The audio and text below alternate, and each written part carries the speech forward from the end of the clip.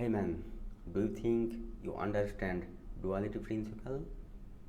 If you do think you understand duality principle, then let me cook you on the topic. If 0 and 0 equal to 0, then by duality it will be on or on equal to 1. And if 0 or 1 equal to 1, then by duality it will be 1 and 0 equal to 0. Okay, great. Now if a or 0 equal to 0, then by duality it will be a and 1, a and 1 equal to 1. Okay, right? I know you think it's right, it's all okay, but let me cook you here.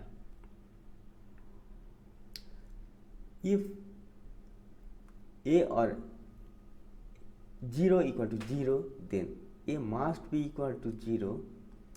If a is equal to 0, then how can a and 1 be equal to 1? Okay, so you got confused, right?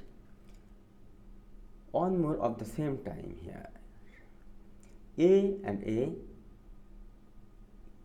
equal to 1. If a and a equal to 1, then by duality it will be a or a equal to 0.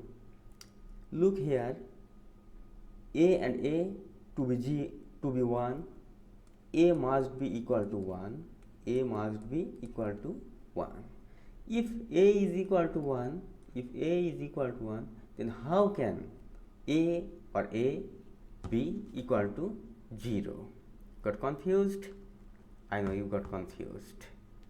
So okay, I will wrap it up here to keep things snappy, but don't worry, this isn't goodbye forever.